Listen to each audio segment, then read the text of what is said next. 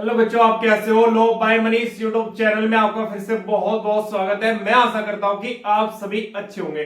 बच्चों, आज क्लास में सीआरपीसी की धारा 57 देखेंगे, सेक्शन 57 देखेंगे। उसमें लिखा है गिरफ्तार किए गए व्यक्ति का 24 घंटे से अधिक निरुद्ध न किया जाना। सेक्शन 57 में यही लिखा है, धारा 57 में यही लिखा है। अब चलते हैं बोर्ड पे। देखो बच्चों, सेक्शन 57 लिखा है बोर्ड पे, धारा 57 लिखी है बोर्ड पे। आज इसको अच्छे से समझेंगे।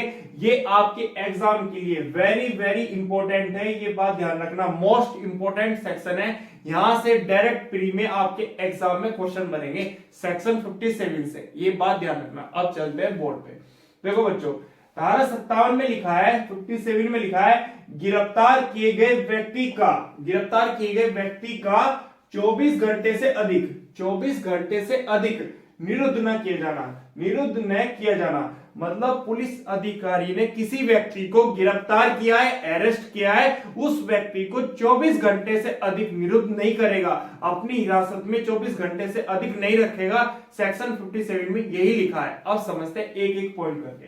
देखो बच्चों, धारा 57 में 1 पॉइंट लिखा है, 1 क्लॉज लिखा है। अब इसमें देखते हैं क्या लिखा है। इसमें लिखा है कोई पुलिस अधिकारी वारंट के बिना गिरफ्तारी कर रहा है। सेक्शन 57 में वारंट के बिना गिरफ्तार किए गए व्यक्ति को उससे अधिक अवधि के लिए, अवधि का मतलब होता है समय के लिए, अभिरक्षा में निरुद्ध नहीं रखेगा मतलब अपनी हिरासत में नहीं रखेगा, जिसकी गिरफ्तारी वो पुलिस अधिकारी कर रहा है, नहीं रखेगा, जो उस मामले की सब परिस्थितियों में उचित है। जो व्यक्ति ने अपराध किया है उस मामले की सब परिस्थितियों में उचित है, उसे 24 घंटे से अधिक अपनी अभिरक्षा में निरुद्ध नहीं रखेगा। कौन नहीं रखेगा?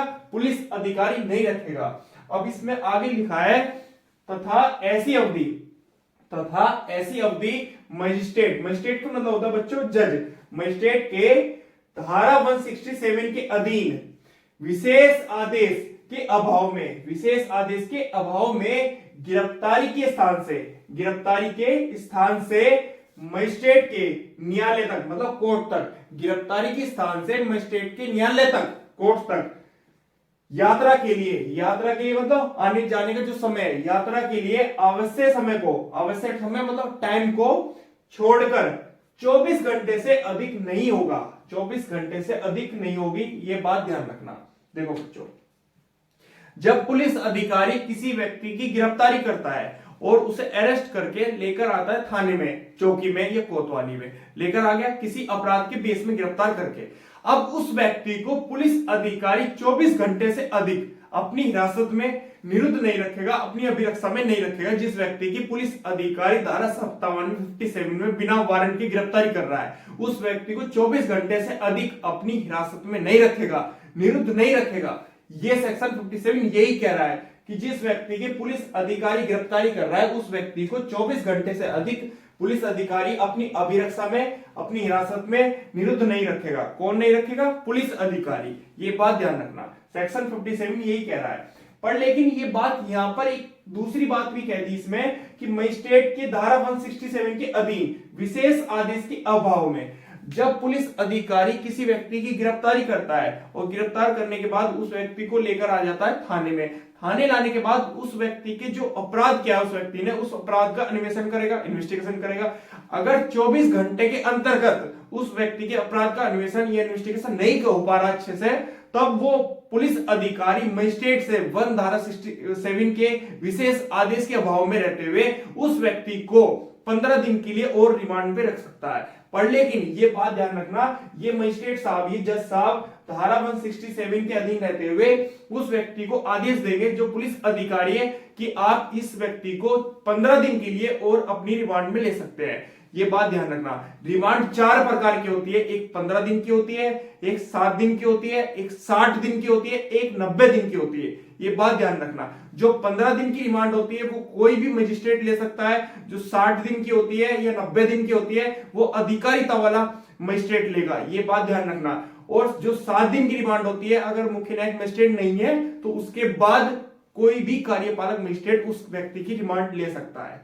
ये बात ध्यान रखना, मतलब दे सकता है। तो रिमांड 4 प्रकार की होती है, 15 दिन की होती है, 7 दिन की होती है, 60 दिन की होती है, 90 दिन की होती है। ये बात ध्यान रखना। 167 में लिखा है धारा सीआरपीसी की, इस बात का ध्यान रखना। जब पुलिस अधिकारी किसी व्यक्ति को गिरफ्तार करता है, अरेस्ट करता है और थाने लेकर आता है, थाने लाने के बाद 24 घंटे के अंतर्गत उस व्यक्ति का अन्वेषण करेगा, इन्वेस्टिगेशन करेगा उस अपराध में जो व्यक्ति ने अपराध किया है। अगर अन्वेषण या इन्वेस्टिगेशन पूरा नहीं हो पा रहा 24 घंटे के अंतर्गत, तब पुलिस अधिकारी मजिस्ट्रेट से विशेष आदेश लेगा 167 धारा के अनुसार कि आप मुझे आदेश दें कि इस व्यक्ति को मैं 15 दिन के लिए और रिमांड पे अपने पास रख लो। तो पुलिस कस्टडी दी जाएगी उस व्यक्ति की जिस व्यक्ति ने अपराध किया है पुलिस अधिकारी को। अब पुलिस कस्टडी दे दी, जो पुलिस कस्टडी दी जाएगी 15 दिन की दी जाएगी, 15 दिन से ज्यादा नहीं होगी। 15 दिन में ही उस व्यक्ति का अन्वेषण करेगा, इन्वेस्टिगेशन करेगा, जो पुलिस अधिकारी उस अपराध का अन्वेषण कर रहा है, इन्वेस्टिगेशन कर रहा है। ये बात ध्यान रखना। तो 15 दिन की दी जाएगी, इससे ज्यादा नहीं दी जाएगी, ये बात ध्यान रखना। तो धारा 167 के अनुसार ये बात ध्यान रखना। दूसरी बात यह है कि यहां पर लिखा है गिरफ्तारी के स्थान से मजिस्ट्रेट के न्यायालय तक यात्रा के लिए आवश्यक समय को छोड़कर 24 घंटे से अधिक नहीं होगी।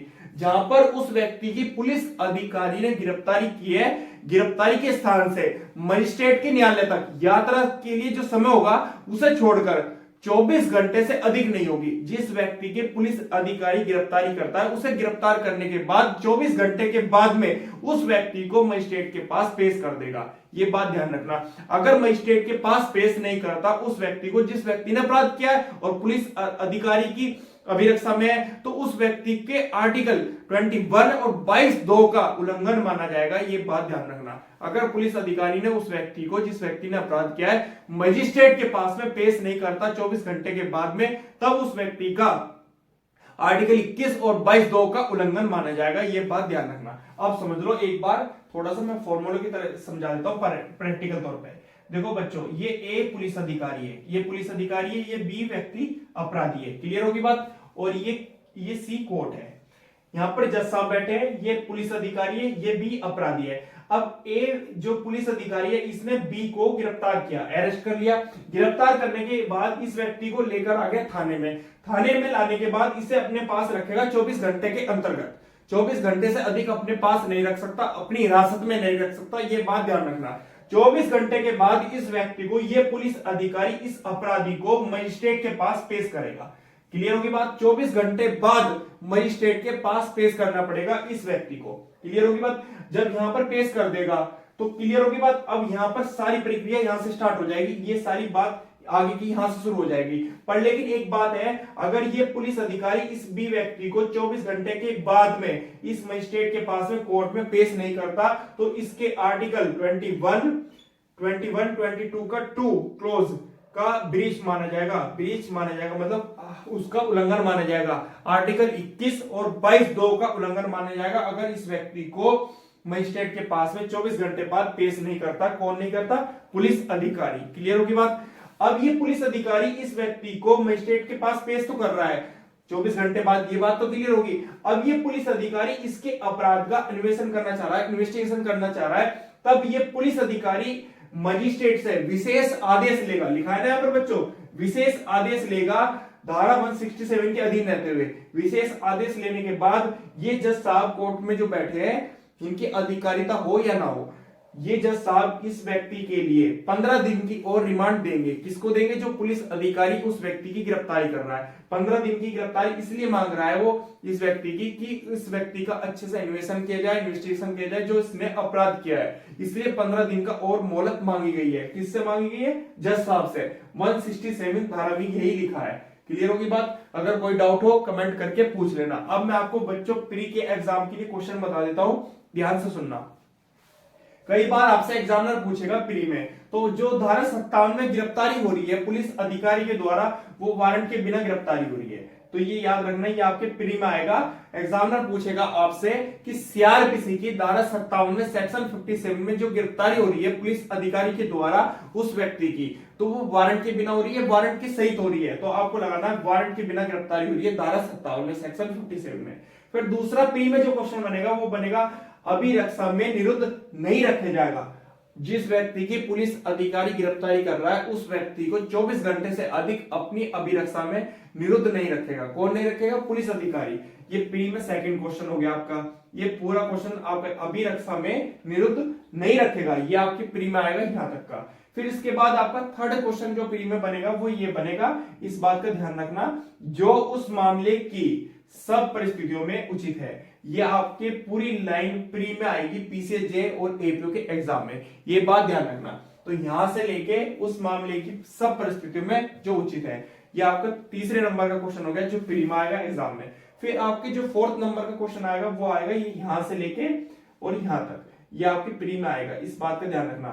प्री में मजिस्ट्रेट के धारा 167 के अधीन विशेष आदेश के अभाव में, जो मजिस्ट्रेट विशेष आदेश करेगा 167 धारा के अनुसार, यह आपके प्री एग्जाम में पूछा जाता है डायरेक्ट। तो आपको लगाना है 167 के अनुसार।